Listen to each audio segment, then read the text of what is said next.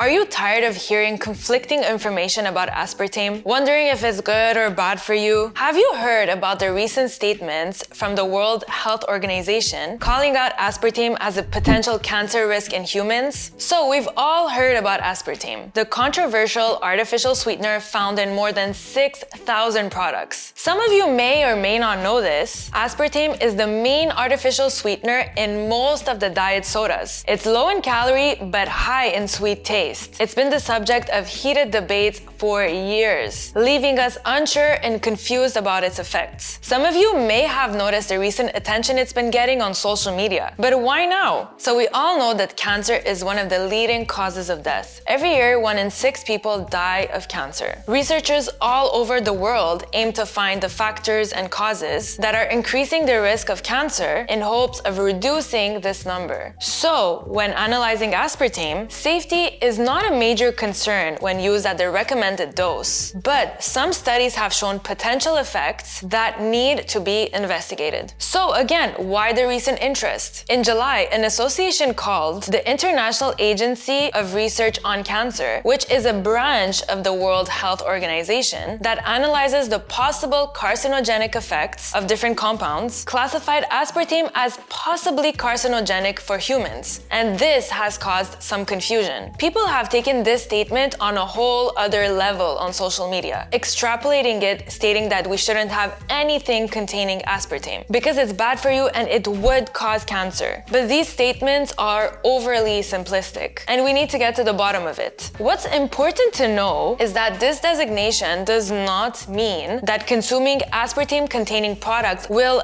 definitely cause cancer. It simply highlights the need for further research and investigations into any potential risks. So let's go back in time. From the very beginning, aspartame has been the subject of confusion and conflicting studies. In 1974, the FDA initially approved the use of aspartame in certain foods and beverages. However, due to contradictory studies, objections, and concerns regarding the initial research, the decision was temporarily suspended. One study in particular raised an alarm when it suggested a potential link between aspartame and brain tumors in rats. It wasn't until 1981 that the FDA finally permitted the marketing of aspartame. The guidelines for aspartame usage have remained largely unchanged since 1981. According to the World Health Organization, the recommended maximum daily intake of aspartame is 40 milligrams per kilogram of body weight. To put these figures into perspective, one would need to consume a significant amount of aspartame-containing products to reach these limits. For instance, diet sodas contain on average 100 milligrams of aspartame per can. Following the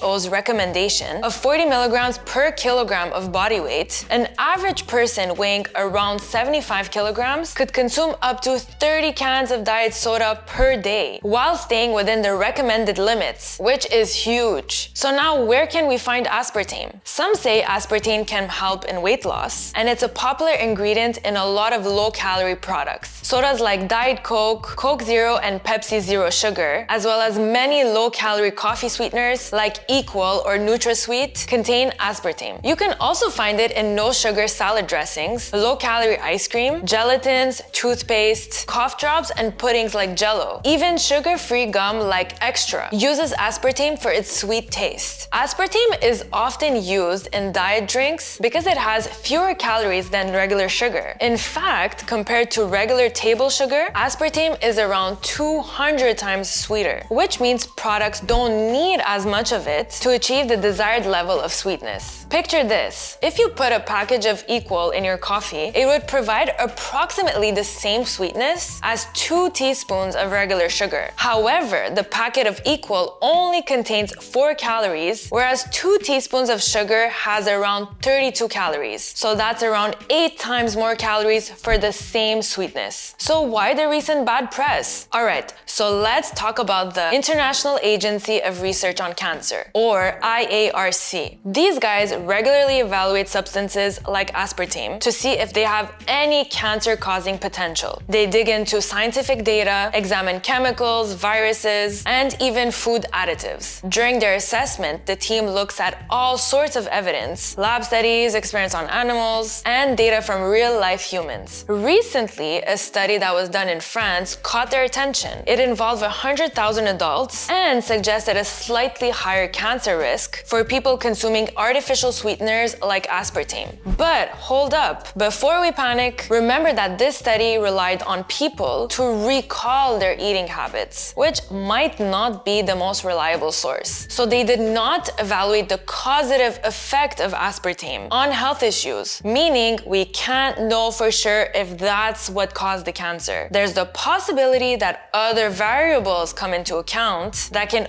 also cause cancer. For example, smoking, sedentary lifestyle, being overweight, and so forth. Another study done in 2020 took a closer look at mice and rats and found a potential link between aspartame and leukemia and lymphoma. But hang on a sec, humans aren't exactly like mice or rats, so we need to take these findings with a grain of salt. After taking into consideration these new studies, the panel looked at all the data, and guess what? They found no convincing evidence, neither from experiments on humans or lab studies, that aspartame has any adverse effects. As a result, they reaffirmed the acceptable daily intake range of 0 to 40 milligrams per kilogram of body weight. In simple terms, they're saying it's all good, as long as you stay within those limits. Bottom line, it's a bit of a mixed bag. The evidence is inconclusive, and there's no solid proof that aspartame is harmful when consumed within the recommended limits. Where do we go from here? As for anything, consuming in moderation is key. Read the labels and ingredients in everything that you consume that is store-bought, and be mindful of what you're fueling your body with. If you want to understand how to read nutrition labels, don't forget to check out our latest video diving deep into nutrition labels and all you need to know about them.